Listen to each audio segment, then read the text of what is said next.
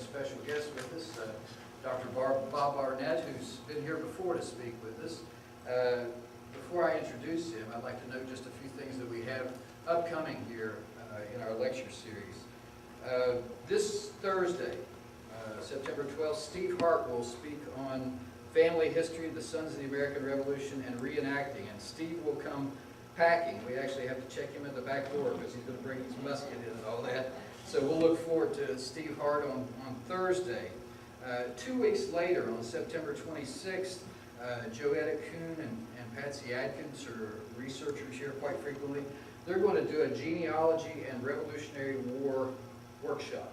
So if you have interest in pursuing ancestors who are in the Revolutionary War, they do a great job of putting together that workshop. Next month, we'll have David Rotenizer from up at Grave Creek, the archaeological complex, and he's going to talk a little bit about what they do there at Moundsville. That's on October 1st, and on October 10th, Jeannie Epley will present a lecture on finding hidden Native American ancestors, so we'll look forward to that. And then in November, the last lectures that we have for the year, November 5th, Terry Lowry will talk about the Battle of Charleston and the Kanawha Valley Civil War campaign here in 1862. And then Dr. Billy Joe Payton will be back on November 14th to talk about the history of Charleston, the modern era. So we have some really good speakers coming up. All of our events begin at 6 o'clock. If you, we're finishing up our schedule for next year, so if you have suggestions for possible presenters, please let me know or speak to someone on the staff. They do have to work for free.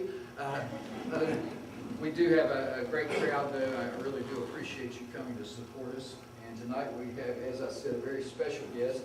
Dr. Bob Barnett grew up in Newell, West Virginia, which is a tiny unincorporated town on the tip of West Virginia's northern panhandle. He actually came and spoke to us concerning his first book, which was Growing Up in Newell. After graduating from Newell High School, he received his undergraduate degree in education from Marshall, and he completed his PhD in sports history at The Ohio State University.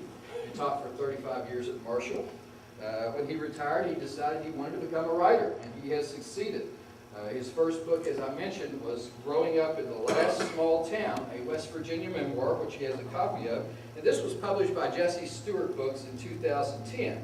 His newest book, which he has here for sale and also to sign up for you, is called Hillside Fields, A History of Sports in West Virginia, and it was just published by WVU Press in 2013. And I did ask him whether he thought that 2007 Huntington High School basketball team was the best ever here in West Virginia. He kind of concurred, and I think said they're mentioned in his new book as well. Dr. Barnett and his wife Liz, who's with us, running the slideshow this evening, they live in Huntington and Sarasota, Florida, and tonight Dr. Barnett is going to talk with us about excerpts from his book, Hillside Fields, focusing on West Virginia first and Charleston sports history. Dr. Bob Barnett. As mentioned, when I retired in 2007 from Marshall University, my dream was to become a writer. And so I've written books, and also when you write books, you do book talks. And so I want to thank the West Virginia Archives and History for having me do this book talk and helping me live the dream that I wanted to have as becoming a writer. The book Hillside Fields, History of Sports in West Virginia, we do have copies for sale. The book retails for $23, but because I love archives and history and they were so helpful, I would sell the book for only $20. If you've got a $20 bill or even a check, we'll take one's change, we don't care. The book's $20 and I'll personalize it and I'll pretty much write anything you want me to in the front, no problem. Anyway, they are for sale. I'd like to thank History and Archives for helping me provide the research for this book, or at least some of the research, particularly Deborah Basham, who I think there are 40 images in the book, and we're already Debbie in the back, yay. She provided at least, or helped me find at least 20 of the images. So this is a tremendous resource if you're doing a book and you need to do pictures. Also, I'd like to thank Joe Geiger. Last time before I did my talk, Joe talked about the 2007 Huntington High basketball team and what a great team they were. It convinced me that when I read the chapter on the history of high school sports, I needed to feature that team, and they are featured in the book. They have their own 3 or 4 pages. The greatest high school basketball team in West Virginia history. 2 first-round NBA choices, and it goes on and on. The book is a comprehensive history of sports in West Virginia, starting with 1866, the first baseball game, and going up to about 2012, when the West Virginia Intercollegiate Athletic Conference folded in July.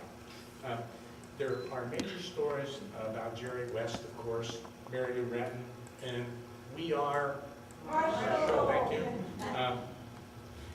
But also, there are a number of sports stories in West Virginia that have become legendary, some of which have become legendary and then actually forgotten.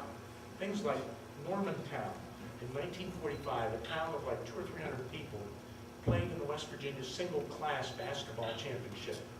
During the war, West Virginia went to 1 class.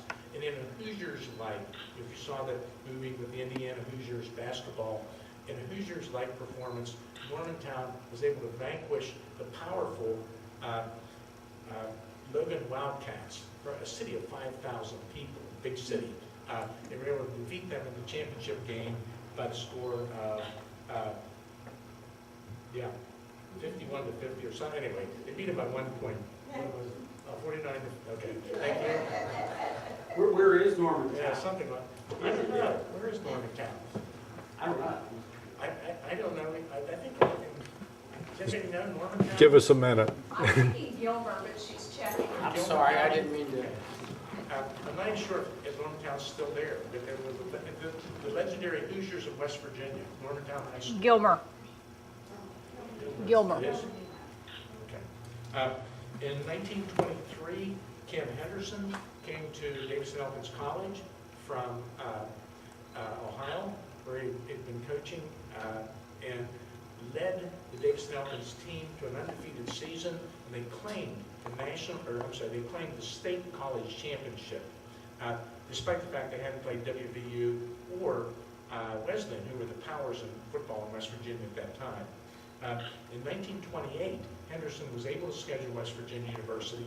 Excuse me, actually, WVU had beaten them 17-14 the year before. And they took WVU took Davidson-Elkins so lightly they didn't even scout them. Davidson-Elkins came up to Morgantown for the opening game of the season for WVU and beat them 7-0. Not only that, the next weekend, Davidson-Elkins went to Annapolis, Maryland, where they played the U.S. Naval Academy.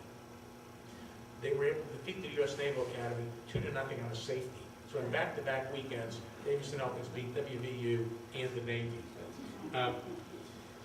In 1964, West Liberty State College did not have a baseball field. They didn't have a field of dreams. They didn't have a baseball field. But, in fact, one of the players said to me, when I interviewed him, they said, it was like we took the bases out and we laid them down in the cow pasture and practiced there.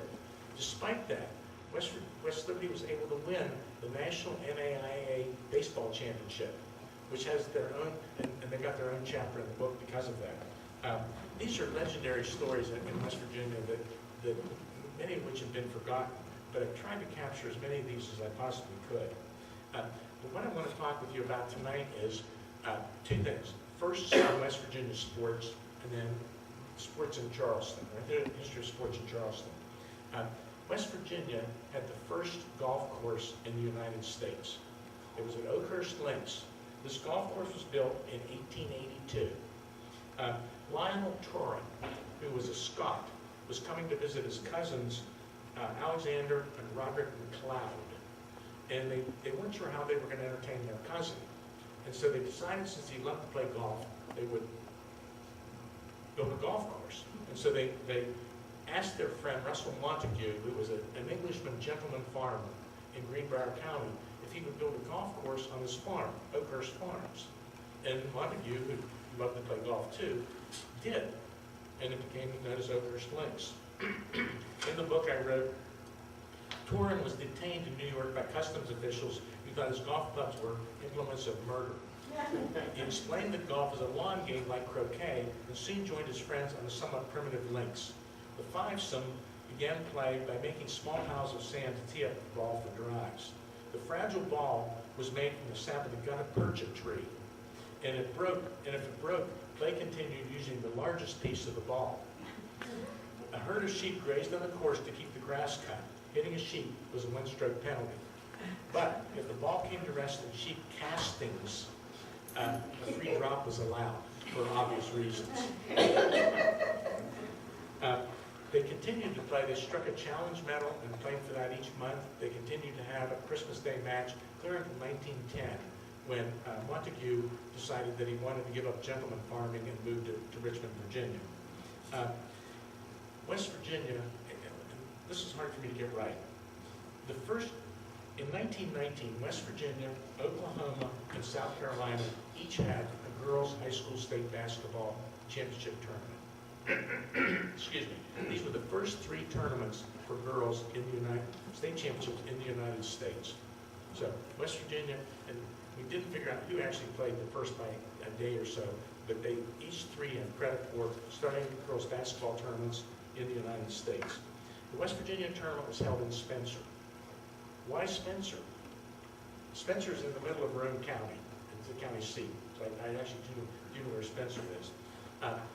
The people in Spencer had a dream. It was a small town with a lot of ambition, and they wanted to have an event that would capture attention. And the Black Walnut Festival hadn't been invented yet. So they thought, well, girls basketball. Buchanan has the boys tournament. We can have the girls tournament. They didn't have a girls team, nor a gym. So in 1918, they got a girls team together, and the shop classes from Spencer High School, local carpenters got together, and they built a wooden gym that seated 1,000 people and advertised for the 1919 state championship basketball tournament. 12 teams came to Spencer to play in that tournament. And the tournament was won, this first tournament, by Huntington High, who beat St. Albans in the championship game, 1919. In 1920, 26 teams came to Spencer. Spencer, there were no hard roads leading into Spencer. You couldn't get there most of the year by car. But Spencer was connected, and West Virginia was connected because we were a railroad state. 2 trains a day came into Spencer. So they were connected very well to the rest of the state. The B&O Railroad promised that any team coming to Spencer, it would only take 1 day of travel to get from anywhere in West Virginia to Spencer. So the team from Fairview in Marion County decided to come to the game. And they were so impressed with the tournament that they wrote it up in their yearbook. And in the book I wrote, coming to the tournament was such a big event for Fairview that his yearbook devoted a full page to the players' account of the tournament. Just getting to the tournament required a Herculean effort by the Fairview girls. First, the team took the interurban trolley from Fairview to Fairmont, where they caught the main line of the B&O to Clarksburg. In Clarksburg, they caught the east-west train to Parkersburg, where A.G. Sine, a Fairmont native who was the director of the Mountain State Business College, treated them to lunch. After lunch, they boarded a train to Ravenswood, where they caught the special train on the spur line to Spencer. In the tournament train with all the teams aboard was bedlam. They wrote, we thought we would never arrive, but all of the teams on board beguiled the time by giving their yells and songs, wrote the Fairview Yearbook reporter. Amazingly, the trip took only 1 day, fulfilling the promise by the B&O that no overnight train travel would be required. Unfortunately, the Fairview team spent less time in tournament play than on the train. In their opening game, Fairview was trounced by Bluefield 31-7. But to make the girls feel better, they were given a tour of the Insane Asylum. The West Virginia Insane Asylum is located in Spencer, West Virginia. I went on to write, the town of Spencer was fully behind the tournament.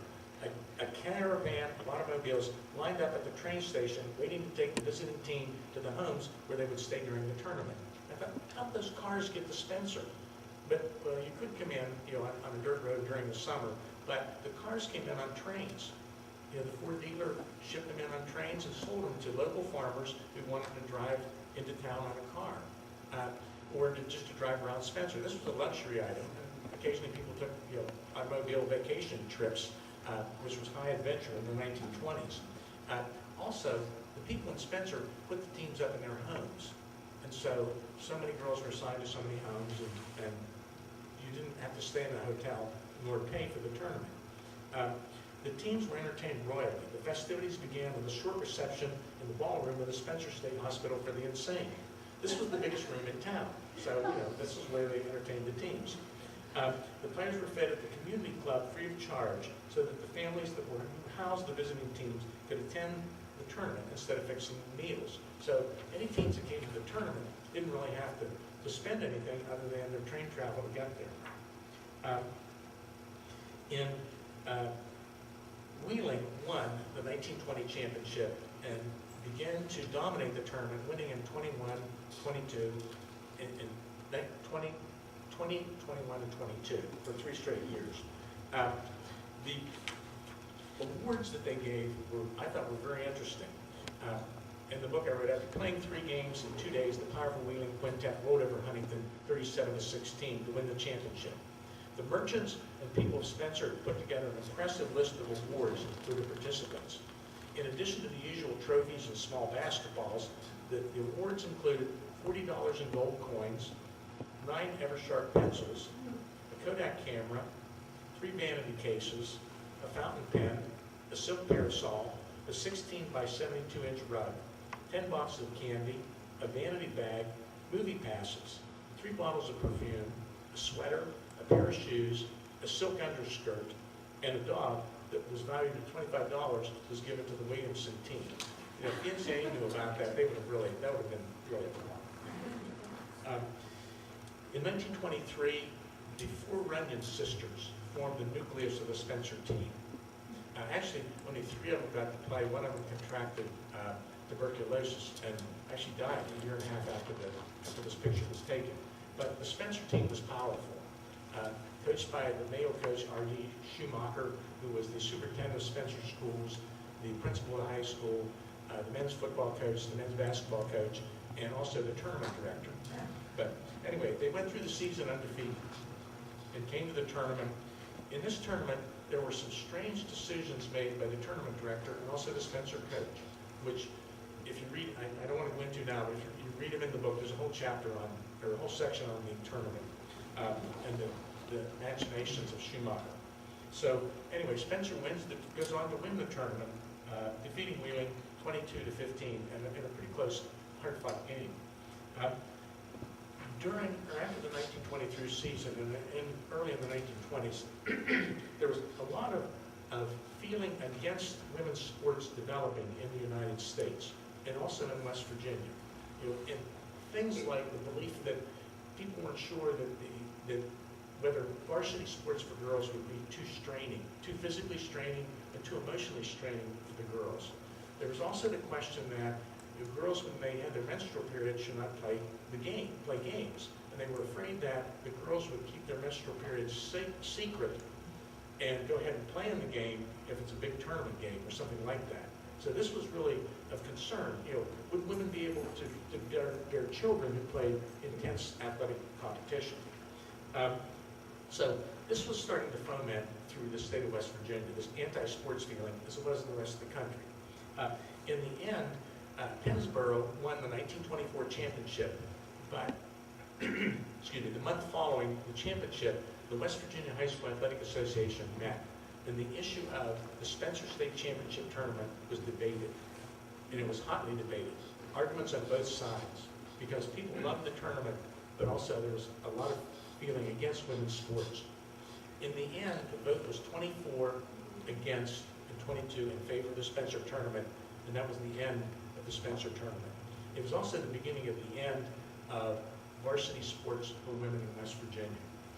Between 1924 and 1935, almost every high school in West Virginia dropped interscholastic, and the colleges dropped intercollegiate sports for women.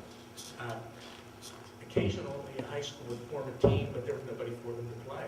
And so, almost from that point through 1972, when Title IX was enacted, there were no sports in West Virginia for women. West Virginia was the site of the first high school tournament for black high schools in the United States. This tournament was held in 1925 in West Virginia State College at Institute. 11 teams came to Institute to play in a double elimination tournament. The tournament came down to the championship game between Wheeling Lincoln and Kimball High School. Kimball had beaten Wheeling Lincoln earlier in the tournament 7-5 and took a halftime lead. But as the second half unfolds, Kimball can't make foul shots. Wheeling pulls ahead and wins the game 25-24 to become the first black state championship basketball team in West Virginia. Early on in this tournament, and the tournament continued, early on in the tournament, particularly in the 1920s, teams from McDowell County dominated the tournament, particularly Kimball and Gary, because this was the largest concentration of African American, in West Virginia. But by the 1930s, Kelly Miller High School in Clarksburg began to put together good teams. They were coached by Mark Cardwell, who had been an All-American football player at West Virginia State, went to Kelly Miller to coach, and then later coached at West Virginia State. Kelly Miller, under Cardwell, won 5 championships in the 16 years between 1929 and 1944. They won 5 championships and were runners-up twice. And this was a pretty competitive tournament. So they were really pretty much the dominant team in the tournament. In fact, they moved to regional tournaments in the 1930s, where they would have 4 regional tournaments, usually with 8 to 10 teams in each tournament. And the winners and runners-up would move on to the state tournament, where they would play an 8-team single elimination championship tournament. This tournament really, and basketball really helped tie West Virginia African American communities together. For one thing, schools had one high school. And so this became the cultural center for African Americans in that town. There might be 3 black churches, but there's only would be 1 black high school. Plus, when the teams would travel, a lot of times, the African American communities in West Virginia were pretty spread out. So when the teams would travel, they would spend the night with players from the other team. The teams from the home team would take the visiting players into their homes. So this really created a lot of camaraderie. And then when they got to the state tournament, they would know each other really pretty well. And a lot of traditions developed around the state tournament. And my favorite was the long underwear, short underwear midnight classic. In the book I read, most of the 12 WVAU tournaments were played at West Virginia State, was the first 12. The teams either stayed in a room under the gymnasium or in a dormitory room with friends. The communal living arrangements were a major factor in establishing one of the tournament's long-standing traditions, the long underwear versus short underwear basketball game. The players from teams that had lost the tournament decided to go upstairs into the gym and play against each other. The teams were divided between the boys from the country who wore long underwear and the boys from the city who wore short underwear instead of shirts and skins. I don't know how it started, said Newt Burrows, who played for Clarksburg Kelly Miller in the early 30s, graduated from West Virginia State, and later coached at Buffalo Ackerville High School. When I was a player and a coach, he said, that game was one of the most exciting things about the tournament. The teams that had been eliminated would slip over to the gym, turn on the lights, and play what we called the long underwear, short underwear, midnight classic. You could really see basketball come out of an individual then, because there weren't any coaches or referees, or the kids just played natural, fun basketball. And the coaches, every coach that I interviewed for this book told me that we would be in one of the rooms having a meeting, and we'd see the lights on in the gym and hear loud music playing and basketballs thumping on the floor. And he said, we knew what they were doing, because we'd done that the same thing when we were in high school and played in the basketball tournament. So that was one of the long traditions. 1954, with the Brown versus Board of Education decision, this was the beginning of the end of the black high school basketball tournament. Although black high schools continued clear until 1969. The last black tournament was played in 1957 at Bluefield Park Central High School, and it was won by the home team, Bluefield Park Central, who beat Amigo Bird Prilliman 62-54 for the championship. The remaining black high schools continued to play, or began to play in the white tournament, the WVSSAC tournament. The first black high school to win the state championship in the white tournament was Mullins Conley, who defeated Piedmont 43-39. Ruth Jarrett, who was the wife of Jim Jarrett, the coach at Charleston Garnet, and later became the coach at Charleston High School, I think summed up what the black tournament meant.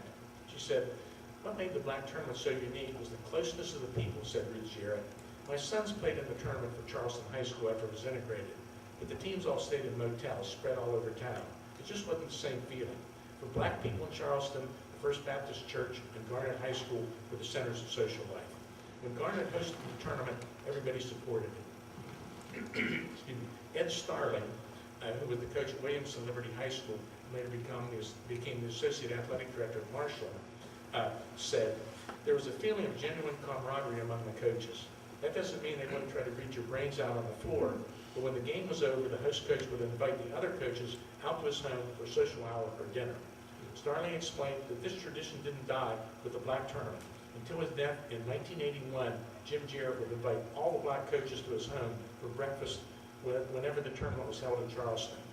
Quote, "You should have been there," added Ruth Jarrett. "They would sit around and talk and argue and laugh about games and tournaments as if they'd happened yesterday and nothing had changed." Unique Charleston stories. In every city and town in West Virginia, it has a sports brand. For example, Huntington and Morgantown are college sports towns. Wheeling is high school football. In fact, that's why they have the Super Six there. Parkersburg and Beckley, life centers around high school sports. Bluefield's a minor league town. Wastewater Springs, of course, is golf. Charleston is small college basketball and minor league baseball. Small college basketball. To me, the person that really put the stamp on small college basketball in West Virginia was George King. Okay, George King was a 1946 graduate of Stonewall Jackson High School. He was only 5'8" when he graduated from high school. He had no college offers. But between high school and college, he grew 4 inches. And basketball is growth spurt. So the basketball coach, Eddie King, at Morris Harvey College, which we all know is now the University of Charleston, offered George King a scholarship, a tuition scholarship, but he also had to be the manager on the football team. So King takes the scholarship and goes to Morris Harvey and starts on the basketball team as a freshman. One of the things that he did was he practiced constantly. He would practice at Morris Harvey in the afternoon with the team, and then at night he would go to the Charleston YMCA and practice again. Practice his ball handling and shooting drills and things like that. He developed a tremendous shot, and the shot that he was really most known for was a hook shot. For those of you who are of my age, we all shot hook shots, which was you take your hand back behind your body, sort of block the defensive person off and throw it out. It's a hard shot to block, although coaches hated the hook shot because it was a loud shot, but of course we loved it. King was great with a hook shot, which made it hard for small defenders to guard, the guards, and he played guard. And it was hard for the bigger guys to guard because he was so quick. So he was a prolific scorer. In 1950, he led the nation in scoring with a 29-point average, which was the highest average anyone had ever had, as the first person ever averaged 29 points a game. He led Morris Harvey to the West Virginia College Conference Championship and a 12-3 record. In the book I wrote, as he was the individual scoring leader for the previous season, the George King Show, this was in 1951, drew huge crowds whenever he played in the 1950-51 season. Lines began to form at the small WVIAC gyms hours before game time. The stands were packed, and every inch of standing room was used as the home teams reaped the financial bonanza and benefited from the home crowd advantage. Students, basketball fans, and the curious came to see a legend in the making, for in the early days of television, little basketball was shown. The crowds were often disappointed in George King's performance during the early parts of away games. He appeared woozy and a little shaky. Occasionally, he shot air balls, fumbled passes, or kicked the ball out of bounds from a dribble. King looked human. The home team fans booed and jeered gleefully, hoping that their team could hold King in check. But midway through the first half, King would inevitably begin to hit baskets. And by the second half, he gave the fans the show they'd come to see. His slow start during many away games was caused by severe car sickness. which was exacerbated by the long drives over the tortuous mountain roads that led to the rural outposts that were the home of the WVIAC schools. Coach King, Eddie King, made George ride shotgun in his car and tried to drive as gently as possible, but nothing helped until George got his legs under him during the game. George King became a celebrity in Charleston. As a senior, King led the nation in scoring with a 30-point average. He was the first player to average more than 30 points a game. Actually, it was 30.01 or 30.1 points a game. George was, quote, George was possibly the first collegian in Charleston to crack the national record book, and the city lived vicariously through his every shot. Basketball historian Bob Kuska, author of Cinderella Ball, Look Inside Small College Basketball in West Virginia.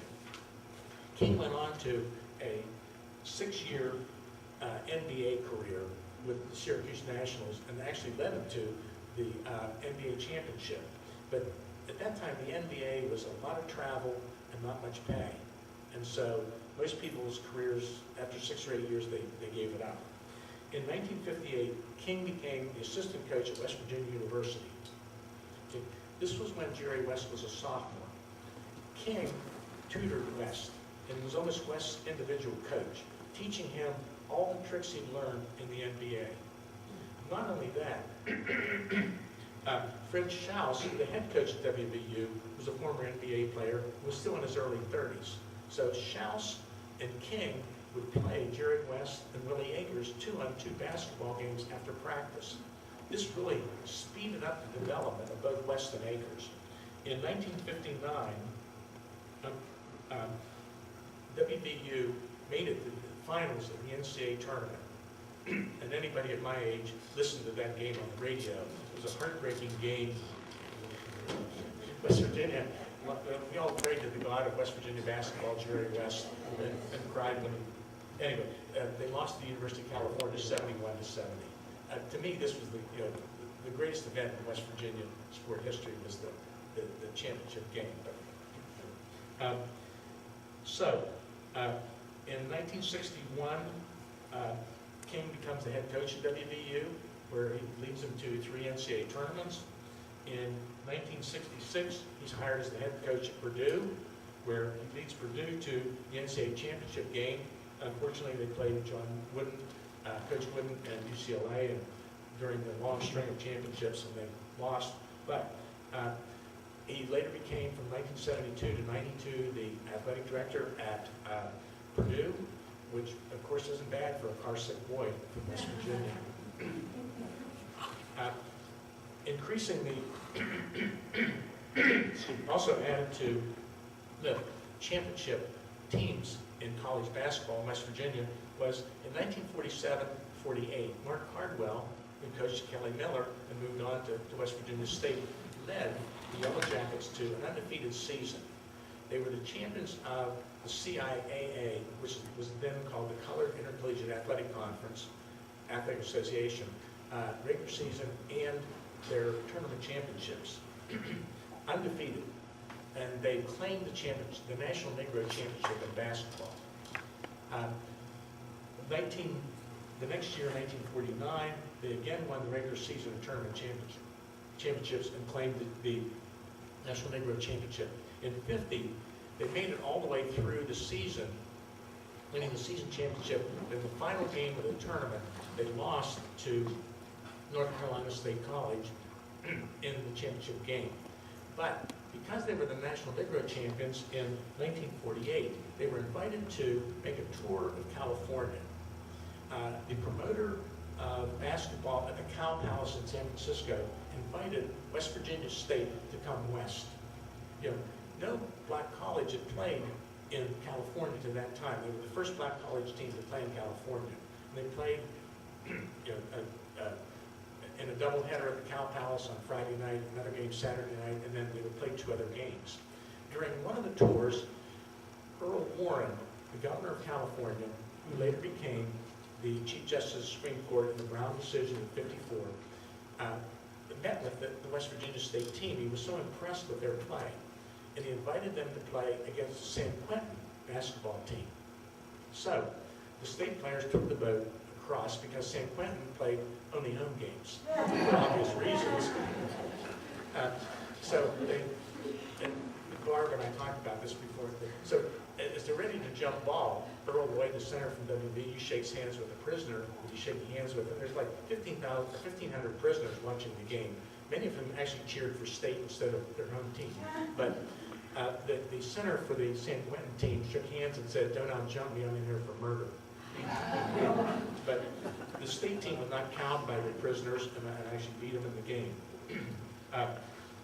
In 1950, Earl Lloyd, the star center for the West Virginia State team, became the first African American to play in the NBA.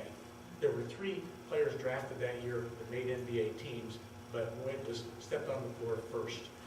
The next year, Bob Wilson from West Virginia State joined the NBA, and so State had 2 of the 6 African American players in the NBA, which was a tremendous record. I mean, obviously for a small college in a small state. In 1960, the WVIAC, the small college tournament, was moved from Buchanan to the brand new Charleston Civic Center. My friend Larry Barker, who played during that era, and many of us know, said it was wonderful. He said playing at Buchanan and Wesleyan was like playing in a barn. The floor was dark and it just was dim. He said the Charleston Civic Center was a palace. He said it was a great, beautiful floor and it was white and everything. He said, plus, going to Charleston was like going to the big city like Pittsburgh or Washington, D.C. And he said it was great. The WVIAC tournament had a great run, particularly in the 60s and 70s. I mean, the place was packed. It was like 4 days of basketball. All the teams came in from all over West Virginia to play in this tournament. And in addition to their fans, and a lot of students that wanted to get out of Glenville came to Charleston just for a good time. By the 80s, the charm wore off a little bit as big-time basketball began to invade the television, and you couldn't buy an Olsen Broaddus shirt in the clothing stores, but you could get a Duke shirt, and so that hurt. Although the tournament lasted clear up until 2013, this past year, when the tournament when the league disbanded. But the 2014 Mountain East Conference tournament will be held in Charleston with many of the same teams that were in the WVIAC. So, Charleston's still the center of small college basketball in West Virginia. Charleston baseball. Charleston is the longest running minor league city in West Virginia. In 1887, the Wheeling Greenstockings were the first minor league baseball team in West Virginia. And the next year they became the Nailers, which was convenient since the hockey team now is named the Nailers. Not a coincidence. The heyday of minor league baseball in West Virginia was in between 1900 and 1916, when 14 cities in West Virginia had a minor league team for at least part of the year. Some of them folded in the middle of the year, but still, there were 14 cities and towns.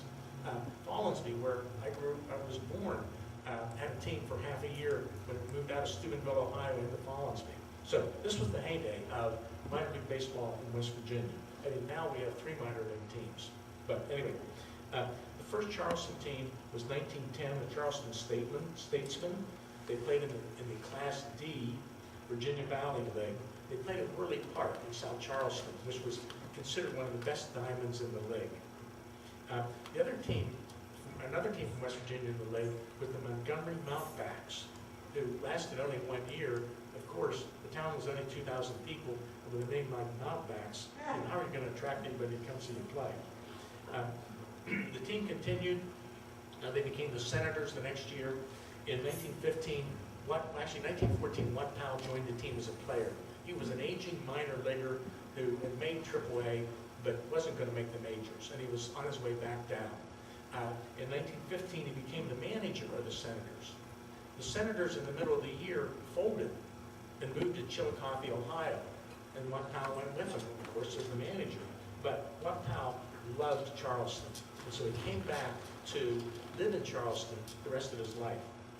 There were no minor league teams in Charleston between 1916 and 1930, although Watt Powell organized amateur teams that played in what were known as fast amateur leagues, amateur, really semi-pro leagues that would play in the coal camps and against the best the best amateur teams in the state. In the 1920s and 30s, the patterns for minor league baseball developed. The first one was the farm system. Ranch Rickey, the general manager for the St. Louis Cardinals, determined that he couldn't compete with the money team. They were a small market team. And at that time, all minor leagues were independently owned. And you had to buy players from the minor league teams. Rickey decided that he would start by having his own minor league teams or farm teams and grow his players himself. And so he wouldn't have to buy them, he would grow them. And so this became the pattern in minor league baseball, that the major league team supplies the players and the minor league team runs the operation. So the second thing that occurred in the 1930s was night baseball. Minor league baseball found out through a couple experimental games that you could draw more fans to night baseball games. And so night games quickly spread during the Depression as a way to draw fans when fans weren't working. So since then, since the 1930s, minor league baseball has become a night game. I mean, you may have a Sunday doubleheader during the day or a Saturday afternoon game, but almost all minor league games are played at night. In 1931, Charleston got a minor league baseball team, the Senators. They played in the Class C Middle Atlantic League, and Watt Powell was the general manager. They played through the 1941 season, but World War II ended the Senators in the Middle Atlantic League.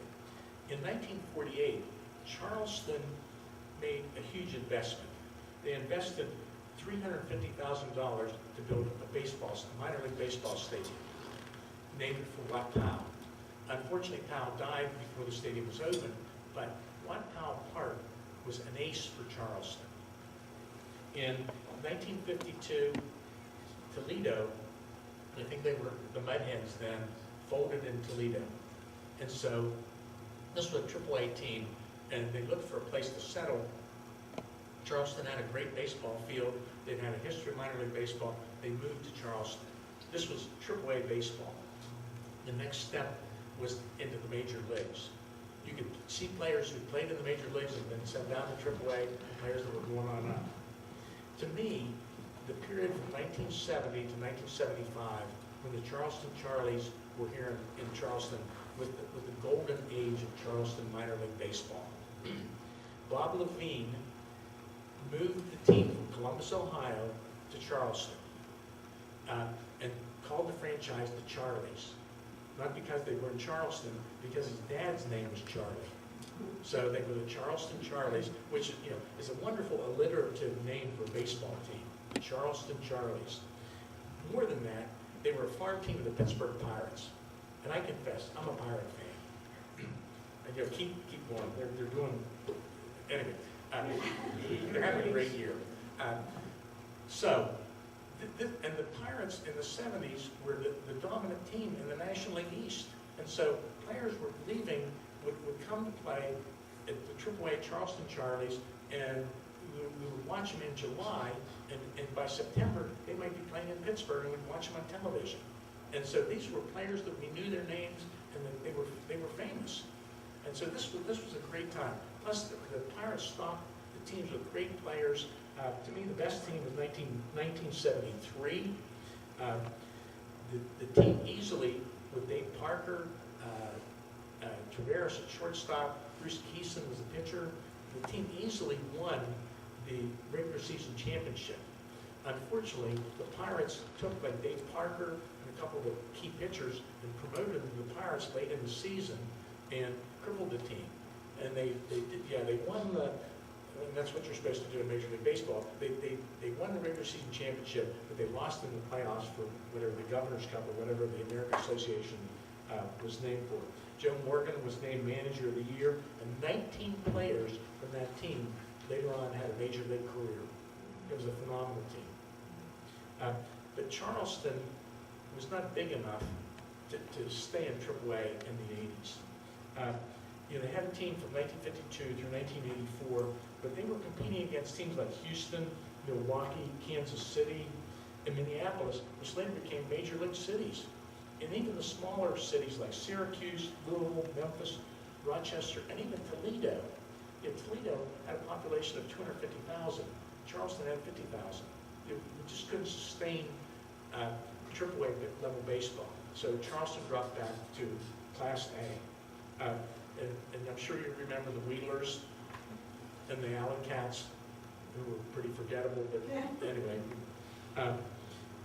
In 2004, the Palisades Baseball Company purchased the Charleston franchise and brought a team in the Class A South Atlantic League.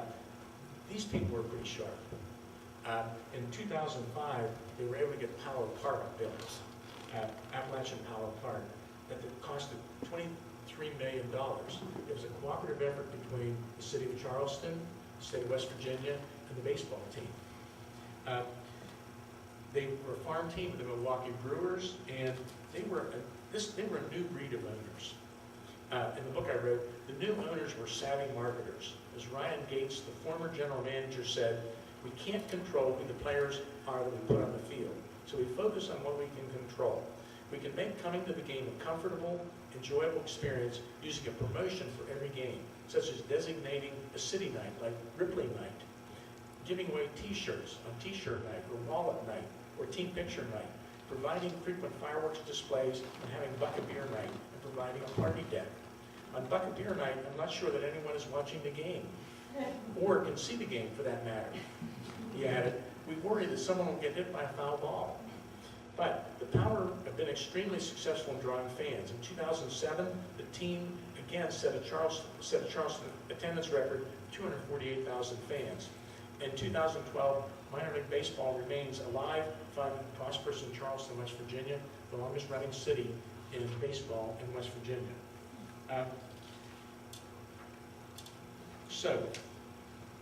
What lessons did I learn writing this book? Well, for one, the 1950s killed West Virginia. Up to 1950, West Virginia outpaced the nation in terms of growth, population growth, industrial growth, unemployment. We were a national leader. But from 1950 to 1960, the population of West Virginia declined from 2 million to 1.8 million. A lot of that was because the coal mines mechanized. For example, in 1947, there were 125,000 miners in West Virginia. In 1960, there were only 49,000 miners. Okay. This was one problem.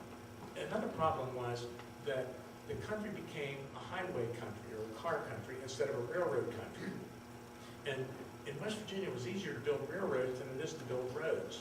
And so other states began to build interstates and passed us up. In addition, other states were growing. In West Virginia, we've remained stagnant at 1.8 million.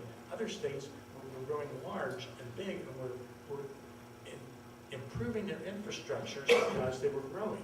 And we weren't growing, so we weren't making infrastructure improvements. This had a huge impact on sports in West Virginia.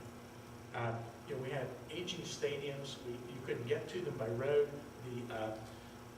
The old joke was that to get to Morgantown, you flew into Pittsburgh and swung on grapevines the rest of the way.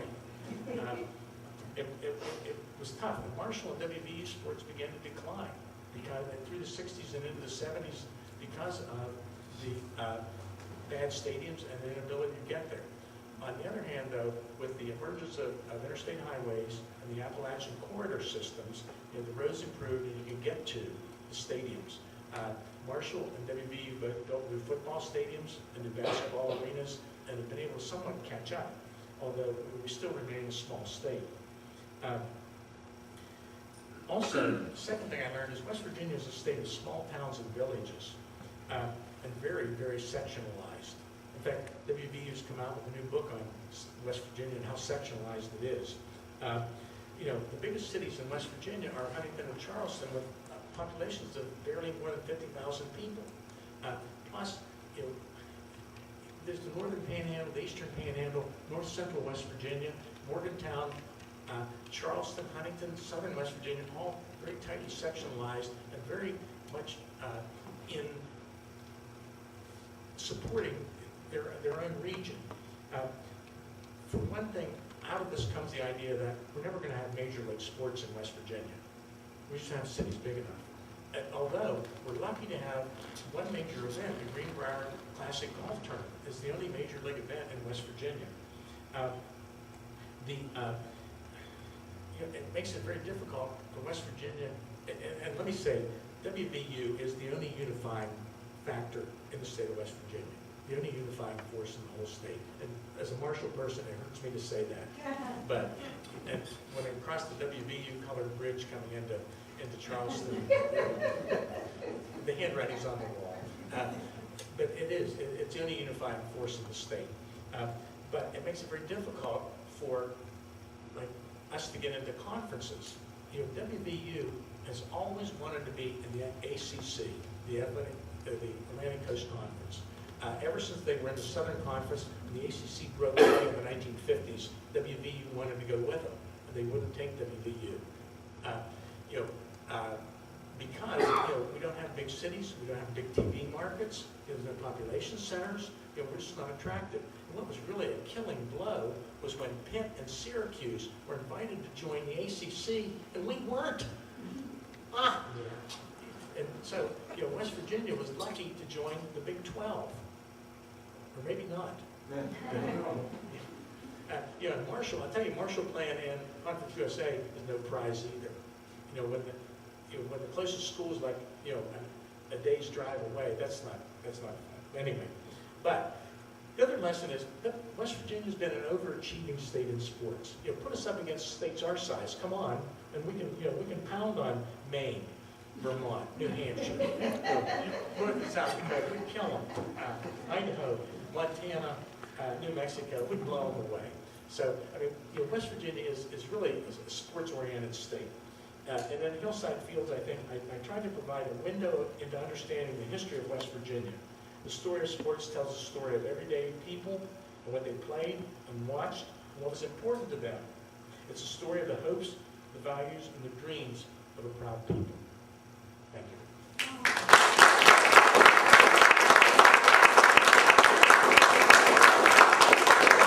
Questions? How many miles did you rack up? Oh. Well, the book started when I first started teaching at Marshall in 1972. And so, like, the chapter on the Black High School basketball tournament, I wrote in the 1980s. I traveled the back roads of West Virginia. I think I interviewed 11 of the black coaches that coached in the black schools. And, everyone would say, well, so do you know so-and-so? And no, and they, and I want to say that I'm very proud that I was inducted into the West Virginia All Black Schools Athletic and Academic Hall of Fame. When they said they were going to induct me, I said, do you mean like everybody else into it or separate? And they said, no, you're in. And I'm working on a book now on segregated sports in West Virginia. And I can call people on the phone and say, I met you at the All Black Schools Athletic and Academic Hall of Fame. I'm the white guy. And they go, oh, okay. So it's easy to get interviews. Yes? You didn't talk much about the Cole Camp baseball. Do you go into any of that? I've been curious about how organized that was, what the quality of play was. Actually, I did the best I could with that. Cole Camp baseball was hard to track down. But there is a book that was written,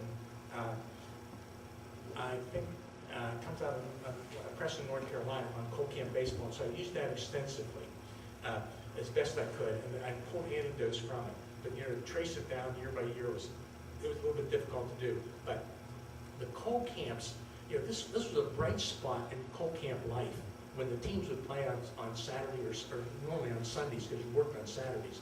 And the coal miners played hard because they played as if every game might be the last game they would ever play. And if you worked in the mines, it might be the last game you'd ever play. And so, particularly, and they would bring ringers in from outlying areas if they had a big game. A lot of the coal camp owners were real adamant about winning games. And they would bring ringers in from outside the area. I think the Colwood Robins sent a driver to Cincinnati periodically to pick up a hotshot pitcher and bring him into Colwood to pitch in a big series. So it was a big part of sports in West Virginia, but it's a part that's really hard to capture. You almost have to do oral history with that, and the coal camps baseball pretty much ended in the 60s. You know, early 60s was pretty much the end of coal camp baseball. What kind of facilities did they have for those coal camp games? Yeah, they would, the coal miners that really liked baseball would take the only flat area in the area and make it into the baseball field. But they had, you know, nice wooden bleachers and stuff, and the operators that loved, you know, like General Tams, the Tams Generals, had a really nice baseball field.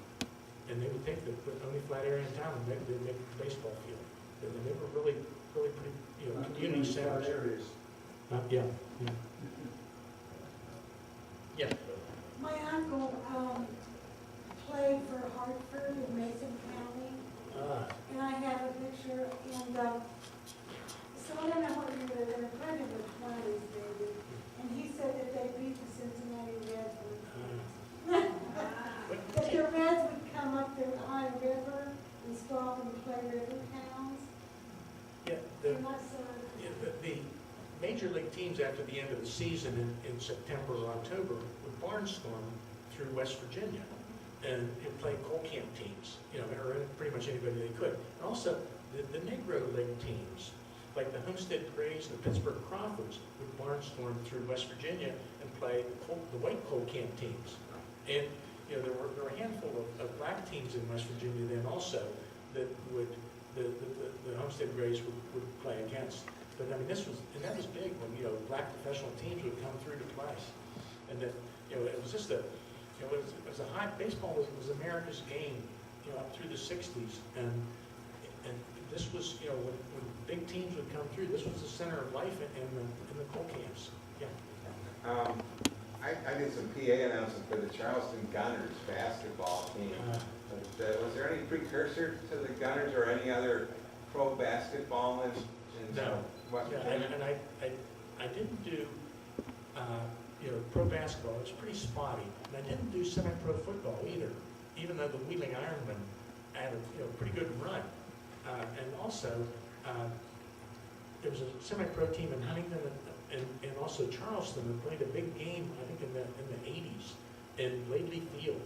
That, Right. There was like 10, 15,000 people there. Yeah. Charleston Rockets. I came to that. I loved that game. It was I don't know, Major Harris may have played in the game. Kelcher played for Huntington. Major Harris played, was quarterback for the Charleston team. Yeah. Those were just, you know, really kind of, you know, when you look at the sweep of history, you know, they didn't have that much impact. And, you know, and the other thing, I mean, I did a chapter on the history of high school sports, which, believe me, is hard to write because there's just so many sports that went on for so long. But I tried to pick the legendary coaches and the legendary teams. But I know that I can't go to Mullins because I don't have anything there about Mullins High School, and they think they were the hotbed of West Virginia basketball. So, you know, you have to and Your book's not going to sell well at Mullins, is that what you're saying? So, you can't money players, huh? Yeah, and you know, their father was a basketball coach and the principal. You know, they won a couple championships, but not like you know, teams that won, you know, 5 or 6 championships or whatever. And I know that it's going to be tough when I go to places like that. They're going to say, "Why don't you put us in?" I'm a historian, and you know, it's a sweet history. Yeah. The women's basketball, late grade 18s and 20s. Were there any other high school girls sports played other than basketball in that time frame? Not that I could find any consistent record of. You know, when they did away with the basketball, they put a lot of emphasis, or tried to put a lot of emphasis on intramural sports. And the slogan was a sport for every girl on a sport. But I really didn't find any other sports that, you know, like softball or anything that the girls Field played. hockey, did they play a little field hockey back then? Not that I could find. What about, now, you mentioned that there was this gap between the 30s and 1972 with Title IX. Did West Virginia high school girls have any sports before 72? I mean, other than what you did in the late teens and the 20s and 30s. In other words, was West Virginia ahead of the curve on that, or were they behind the curve on that? No, No, that was the national trend to do away with all over the country. And I mean, I think Tennessee still continued and Iowa still continued to play basketball, but that was about it. So to research out what girls did during that during that time in history, I had to find women that were athletic who wanted to play and what they did. And so I interviewed a little lady from Dunbar, Ruth Ferry Young, and said, what'd you do? And she said, well, I played in the Industrial Basketball League in Charleston and in Huntington. And so there were industrial basketball leagues for women with teams like hospitals that had a lot of women work there, or the telephone company, or a company that had a lot of women working with sponsoring industrial league basketball team. She said, I played for like 15 years. She went to Marshall, and she came back and coached at East Bank, or taught at East Bank High School physical education. And she said, we had some girls at East Bank that really could play basketball. Donna Lawson was one of them, who later became the first basketball coach at Marshall, women's basketball coach. She said, so we formed a team at East Bank, and we played and they played in the industrial league, and she said, we came to the championship game, and the team I played for played the East Bank girls in the championship game. She said, I think we beat her.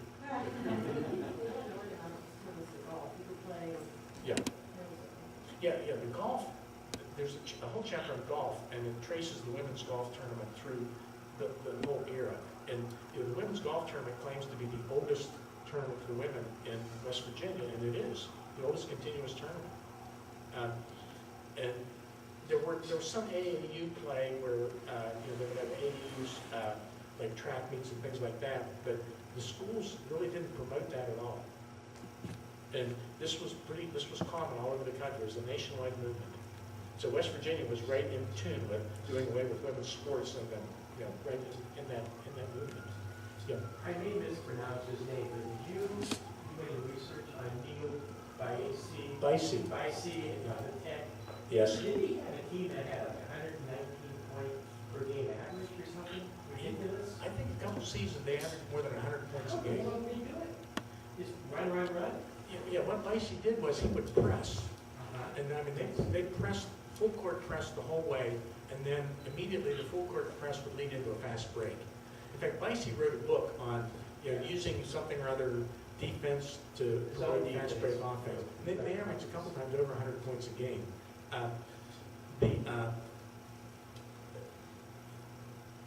He was actually offered the job at WVU at one point to be the basketball coach.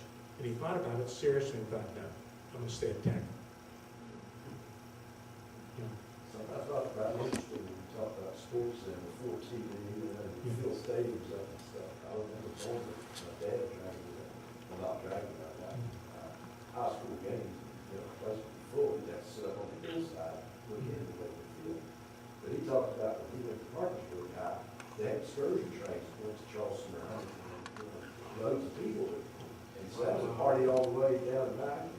Thank you for bringing that up, because we tailgate with friends, and one of them was Steve Hannerhan, who went to Parkersburg High School in the 50s, and we're sitting around tailgating, as tailgaters, drinking beer and stuff, and Steve said, yeah, he said, I used to go to games from Parkersburg. We'd get up, they would run trains from Parkersburg to Weirton, because Parkersburg was a B&O center, and and the train would stop at the Weirton station, you'd go watch the game, and then get back on the train and come back to Parkersburg. I said, what? So I put it in the book. I mean, That was in the 50s? yeah. Dick Andre and Stan Cohen does a story that was for Kanawha County. They did one on Charleston High. There's a story, I'm trying to remember, I might not be real accurate, it's like the football team of 07 or 11 or something back there, they claimed it was the state collegiate football champions. They'd already beat Wesley and Marshall, I don't know who else West Virginia wouldn't play, and they invited them to the Thanksgiving Day game. So they beat everybody, they claimed they were state collegiate champions. So back then, the high schools and colleges played each other. Well, particularly the state colleges, they were the state normal schools, and they were only 2-year colleges, and they also had an academy attached to them, which was a high school. So Marshall had a high school, and it was a 2-year college up until 1927. Marshall in 1918, Huntington High had a really, 1917, Huntington High had a really good team. They challenged Marshall for the championship of Huntington and beat them. And Marshall dropped football the next year. I think that was embarrassing. It's really because of World War I and the foot. But I mean, this occurred often that high schools and colleges would play. Probably not so much after the turn of the, or after after 1910, but well, probably still into the teens. High schools and colleges would play. You know, some of the high schools were bigger than the colleges, and much larger. You know, Parkersburg High School was bigger than the normal schools. You know, so although Parkersburg wouldn't play the normal schools because they were, you know, they only played big high schools. But yeah, it's true that you know that there were a lot of interplay between high schools and colleges, and I can imagine, and there was a lot of claiming of championships too. Yeah, that's why I was asking. Yeah. Do you do anything specific? No. Other questions? Thank you very much. We do have books available. Thank you.